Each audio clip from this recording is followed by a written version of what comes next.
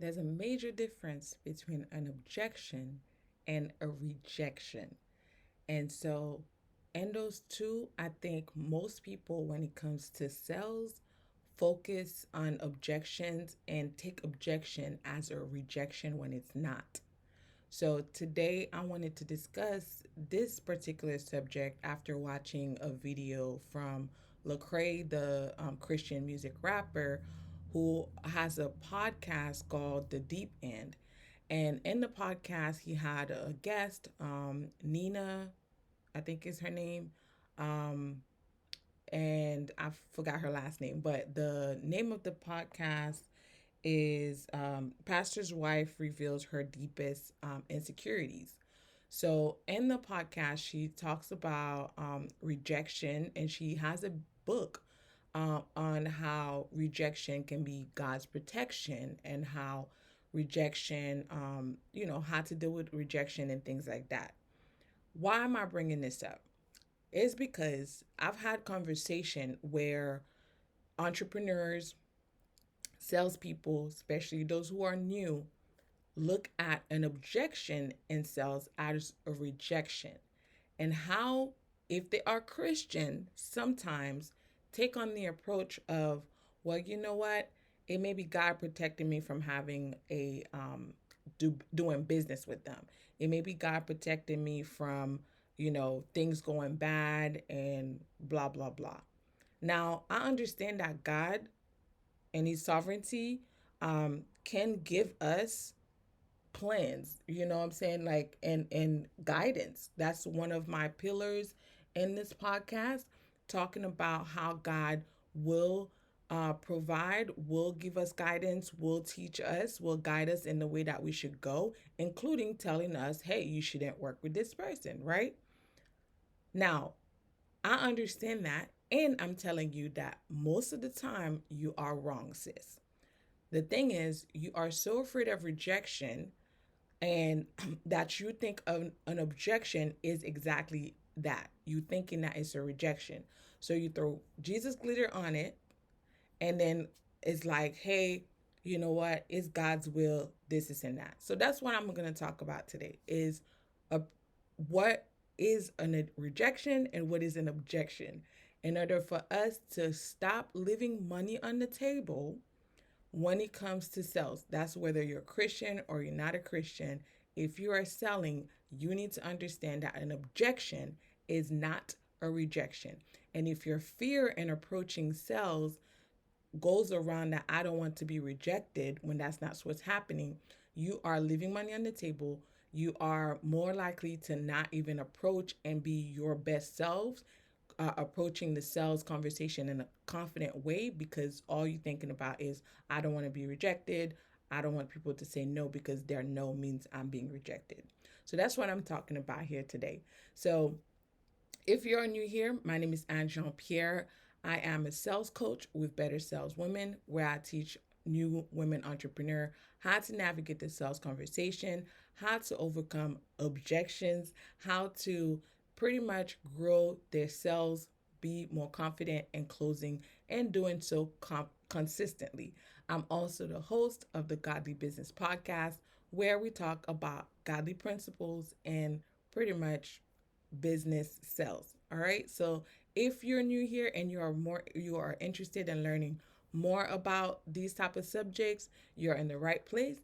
Just please subscribe and follow for more. So before we continue, just let me know, how do you see objections? When you think of objections, what are some things that come into mind? Just leave a comment and let me know.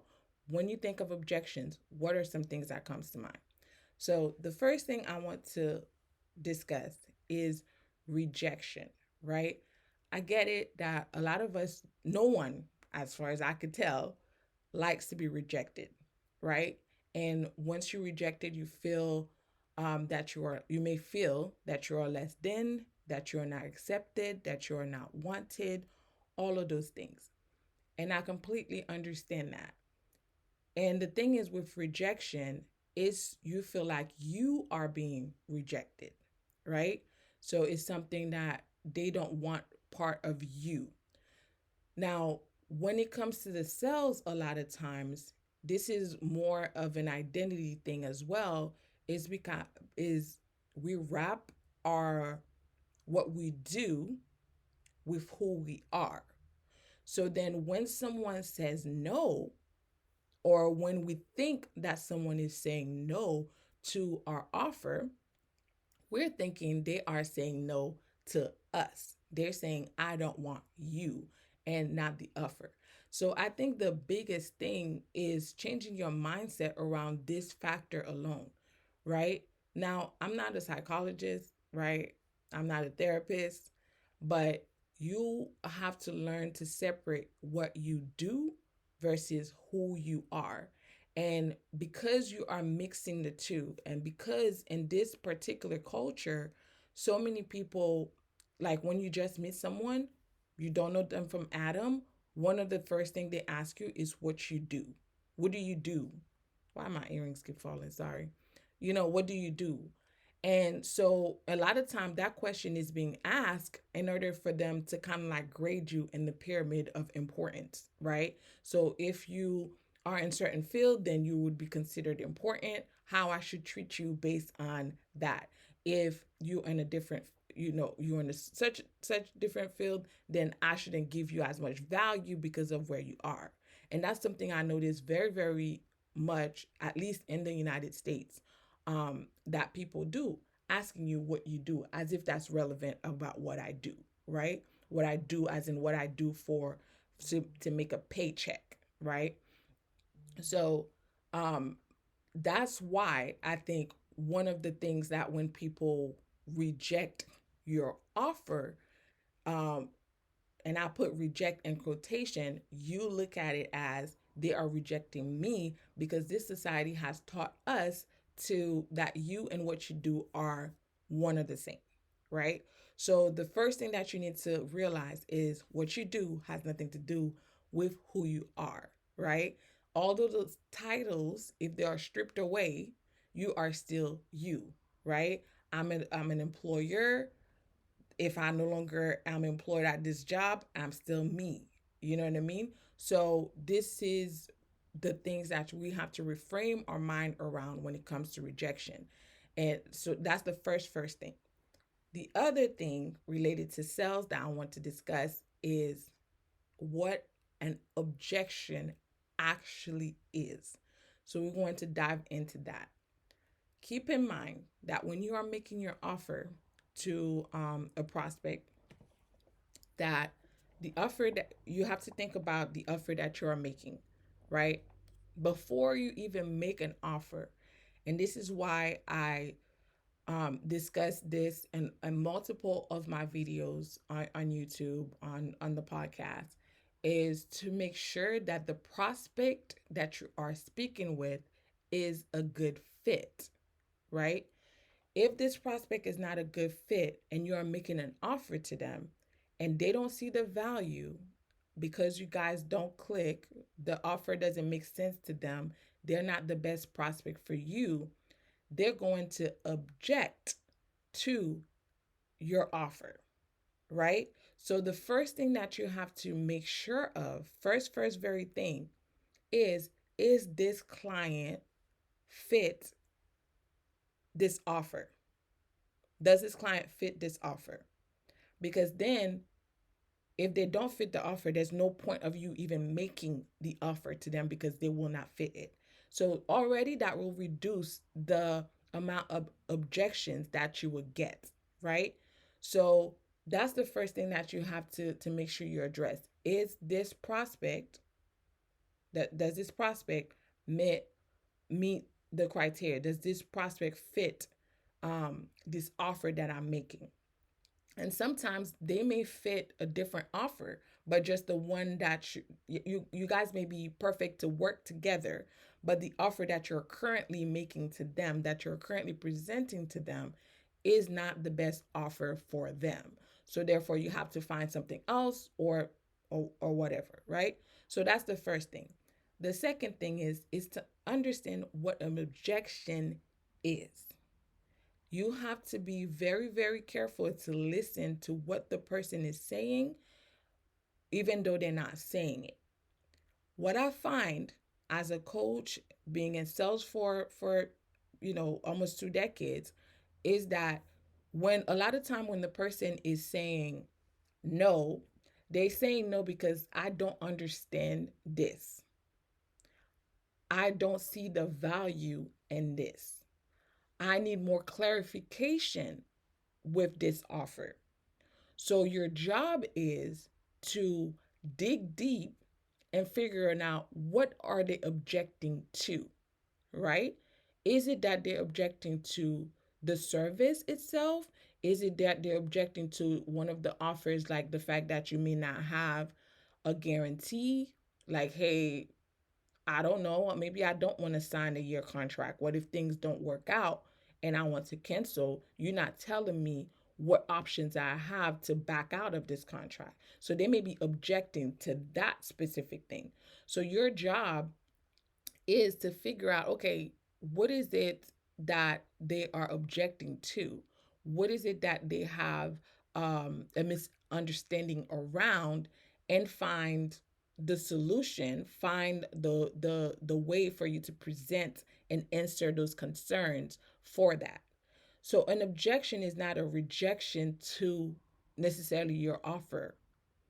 A lot of times you have to take the time to not get emotional and listen to what is being said, and listen to the things that are not being said but that are being said in a different way, if you catch what I'm saying, right? So um things like the objections, like, hey, I don't think I'll have the money for that, right? Or I don't think this is the right time.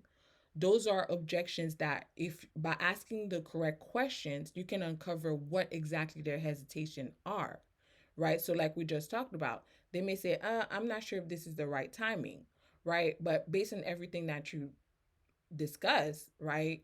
Especially as a coach, it's like, if this is not the right timing, why did you book a consultation to see what can be done? You know what I mean? So those are the things that you have to keep in mind and pull those things out of people in order for you to get the answer that you need, in order for you to then walk them through showing them the value and why your offer is the best. So these are the things that you have to keep in mind. An objection is completely different from a rejection. Now, the other thing I want to discuss is the fact that some of the things that you do that may be causing people to object to your offer. Again, an objection is not them saying, hey, I reject what you're saying completely. I reject you. You're not important. This is and that. We've already discussed that. That's not what an objection is. But there are a few things that you may be doing that are pushing people away that could be a good potential client, a good for you, that you are, by the things that you are saying, by how you present, by what you're saying, by not asking the right questions, are making them have objections, have hesitancy around working with you or accepting your offer. One of those things is the way you present the price. I've talked about this in multiple other videos, and I've kind of touched on it also on a live, but I'm going to talk about this specific, like your tone of voice. So a lot of time, because we are afraid of being rejected, right? Which is not the same as an objection, but because we are afraid of being rejected, once you start having the money conversation, you become hesitant. You become scared that the person will say no. You automatically start thinking that they may reject your offer. So your tone of voice goes from confident to all of a sudden shaky, a little lower, a little slower. So all of a sudden now, the confidence that you were portraying, talking about the services and all of those things that you offer, switch to, now I'm not that confident with the price when it comes to the money conversation, right? So it's like, hey, how much is it? Well, it's $2,000. Like, you saying it like that makes me think, one, it's not worth $2,000, because based on your tone of voice and how you say it, makes me feel like, well, you're not confident that it's worth $2,000. So why should I pay $2,000 if you, the one who offering it, is not confident on the price, right? So then by you doing that, the person on the other end feels like, hey, I'm not sure if this is the right fit for me, because that sounds like too much money, because you made it sound like it's too much money, if you're catching what I'm saying, because of how you present it. The other thing, when you do exactly what we just talked about, like your voice drops, you're a little shaky, you net less confident, and almost saying it almost like you asking a question, like, $2,000. By you saying it like that, you are also opening up the door for people to feel like I can negotiate with you, because of how you just presented this offer to me, right? So if the price doesn't sound concrete based on how you said it, then I have room to negotiate. So this is something else. If you're finding that people are giving pushback on your price, even though you're like, hey, my price is my price, but because how you're saying it, now they feel like, hey, maybe I have room to negotiate because your price doesn't seem to be concrete. So then you may feel like, okay, again, I'm being rejected, but you're not being rejected. They're having an objection to your price because, hey, again, the way you present it makes me feel like, hey, I got room for negotiation here. So, in thinking about that, I want you to reframe your mind around what objections are. Objections is that people need clarification. If you approach it that way and you thinking, okay, when someone objects to me, I have an objection of my offer, I need to see what is it that I need to clarify. What are their questions? What are their concerns? And again, this is only if you know this is the right fit. This prospect is the right fit. Because if it is not the right fit, don't waste your time, right? So you have to learn the difference of whether or not this prospect is the right fit, and then, you know, asking those questions to confirm that this person is the right fit, and then move forward and, getting those, making the offer to them. So that's very important. But once you find that out and that this person is the right fit, then your next step is to determine, okay, based on our conversation, based on everything that we're talking about, um, this person is the right fit, but they have a hesitancy. They have a question. They need some type of clarity in order for them to move forward. And your job is to give them that clarity and asking deeper questions, further questions, in order for you to uncover what it is that they're fine, that they're struggling with, to make that offer, to move forward with the offer. Okay, so that's what I wanted to make sure you understand, is there's a huge difference between an objection and a rejection. Now, if you're like, okay, I don't have a mindset around rejection, but I also have no idea how to overcome objections. Well, you are in luck, because next month, October 21st to the 25th, I am hosting a 5-day sales calls challenge. And what that 5-day sales calls challenge is to pretty much walk you through a full sales calls in the next 5 days, on those 5 days. So, what it will touch on is from when you pick up the phone to when you make your offer, how to handle the whole call, what questions you have to ask, how to overcome objections, how to, when to make your offer, how to answer those conversations about how much is it when you have not even gotten enough information to present your offer. So in the 5-day sales call success challenge, we will walk you through all of those things. So if you are over feeling like, hey, I keep getting these objections, if you feel like, oh my gosh, I can't sell, I suck at sales, this sales call challenge is for you. So the link will be below. in the description box for you to click on and sign up for the early bird special. It will end on September 30th for the early bird special, so you can get a that lock in that price, so you could get into the course, the 5 day challenge as early as possible. It will be live coaching and assignments that you will have to do to make sure that by the end of the quarter that you are closing, you have the skills that you need to round up, especially if you have not reached your goal for the year, right? That you have the skills that you need to where you will reach your goals. And then that next year, you're going to hit the ground running in 2025 to make sure you hit all of your sales goals. So I hope I will see you in the 5 day sales success challenge and that you will be successful. So that's pretty much everything I wanted to go over with you guys today. Thank you so much for taking the time to listen to me.